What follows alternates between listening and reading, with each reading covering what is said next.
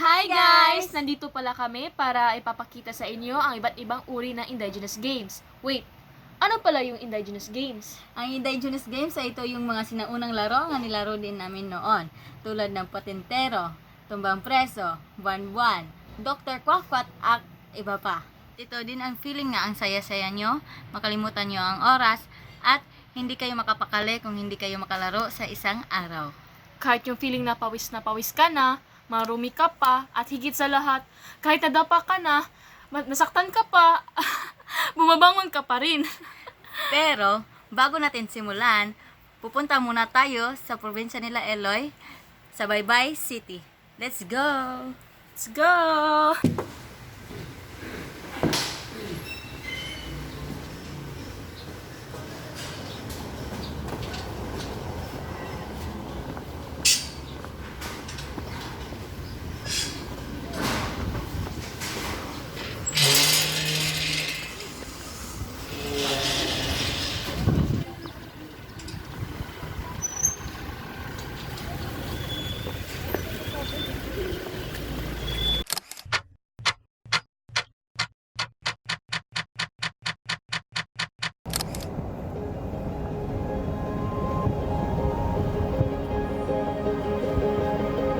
So guys, nandito na tayo sa sasakyan nila Eloy. Pupunta na tayo sa probinsya nila sa Baybay City with the father of Eloy and our teammate Ari. We kissed for hours. Those are the good days. Those were the good days. Do you remember life? It took you far from here. And I could see you crying even when you held back.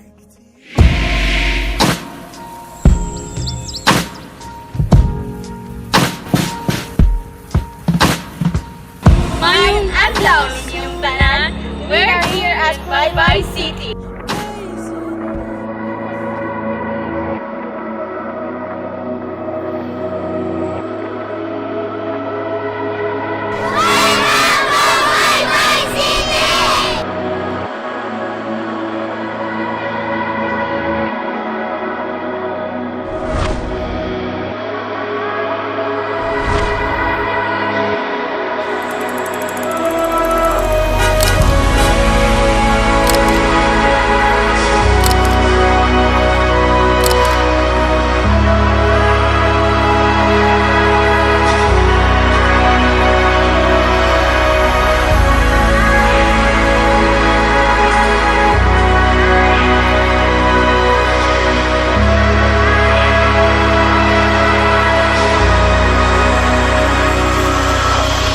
I could count them if I want to. All these years I wasted on you. You gave up. This is one of the tourist spots in Baybay City. Come on! I can't help but wonder, where would I be? What would I do if you were there when I needed you? Where would I be? What would I do?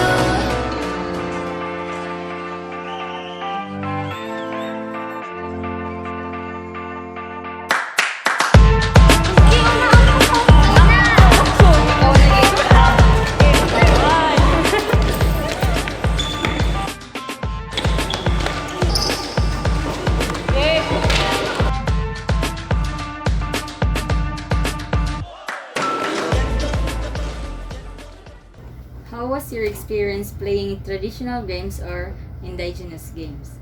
Well, the experience I playing traditional game is a very beautiful thing as far as I could remember, because I was growing up in an interior barangay from 0 to 7, I think, before I go to formally going to school. I was actually having fun, and we're very close, because this is one of the most beautiful thing about playing, no, the traditional game because it's very engaging, at the same time very active. And so since it is very active and very engaging, it's as healthy at the same time because but it is quite very funny because at the end of the day we go home very untidy, and then of course suko si nanay.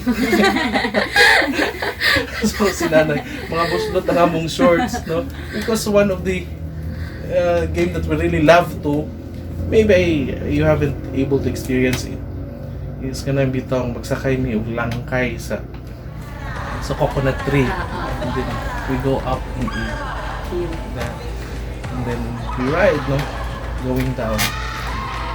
That's as simple as that, and it's so fun ba kanang fulfilling, no?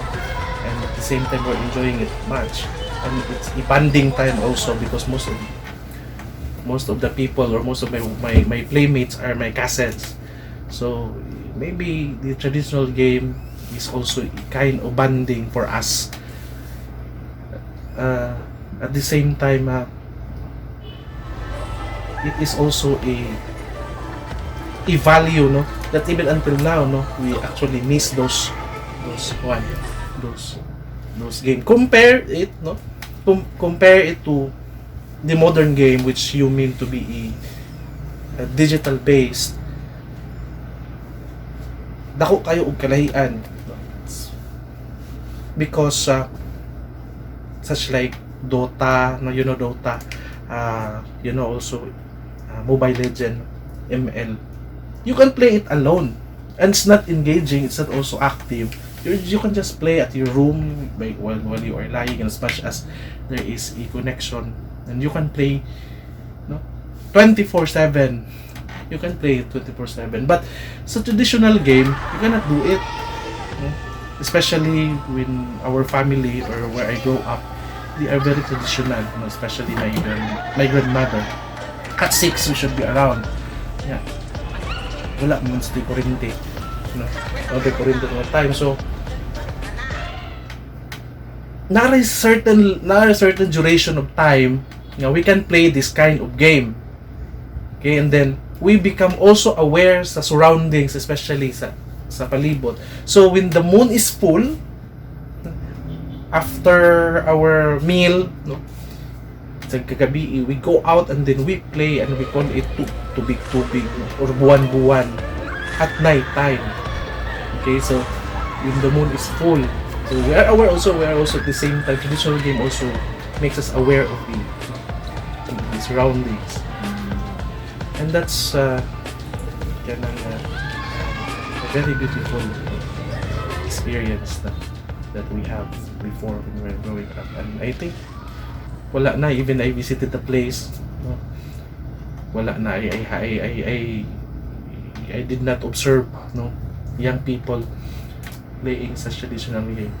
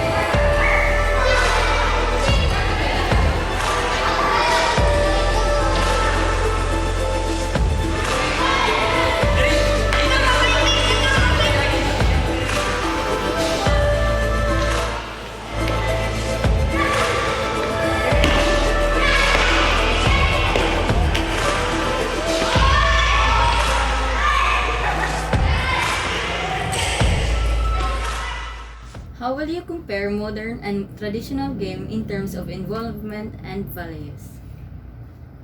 Well, in terms of involvement, traditional game involves a lot of people.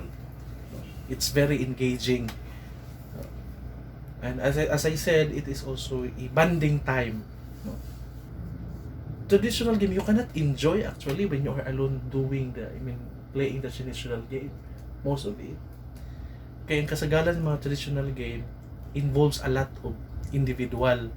So, mas aligre man siya, mas enjoyable man siya kung daghan mo, especially ito magsakay mo sa when you are riding kanang paluwa sa lubi. You will not enjoy if you are alone.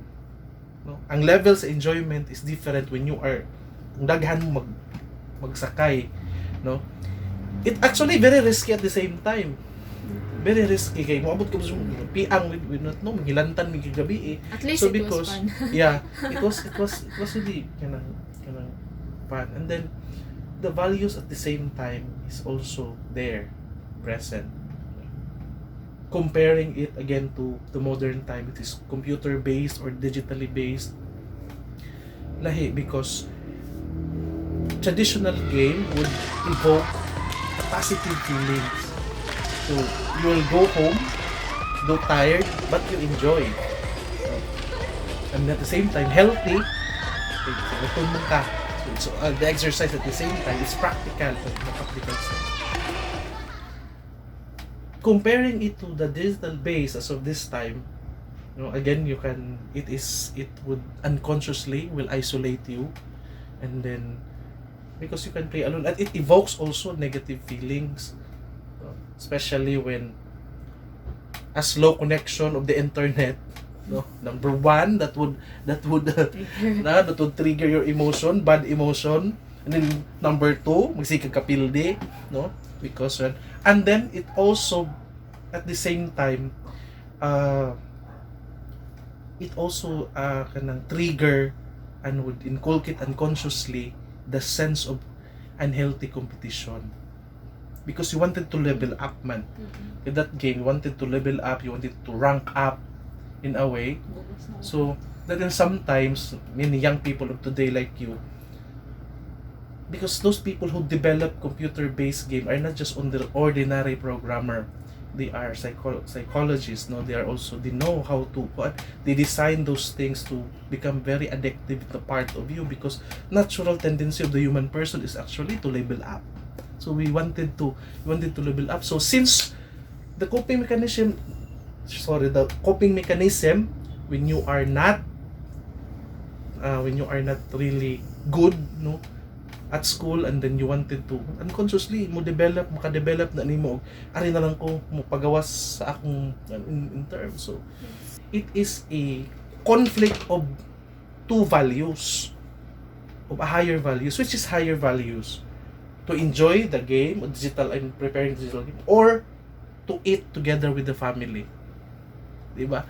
So that's also one of the disadvantage, but I'm not against, but the moderation should be there. The values is because nowadays, of course, we'll not force you to play traditional game. Okay, we are in the modern age. So of course, expectedly, it's very unlikely if we see you climb up in the mountain unya magpadanas ta. Pati nga ng mga to, sa mga bata,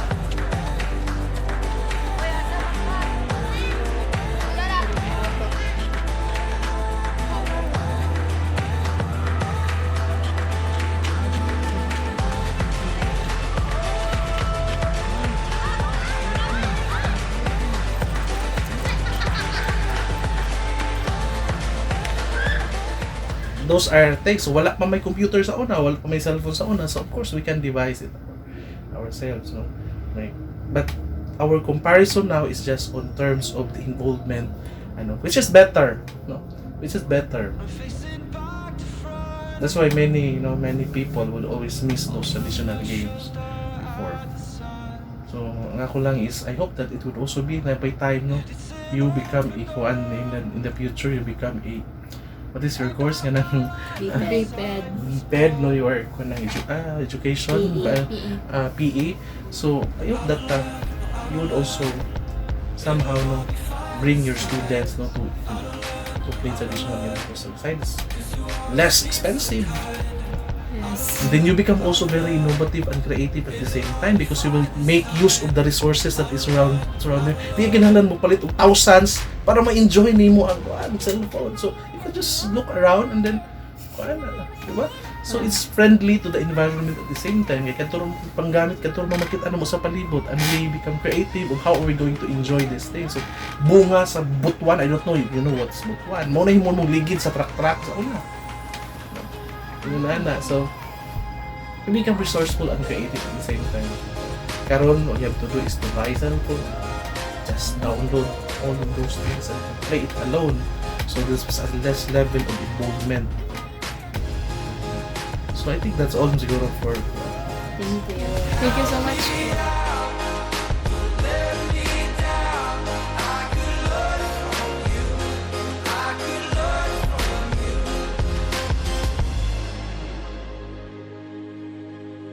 Thank you for watching our vlog. Please like and subscribe. And press the bell down below to notify you if you have new vlogs.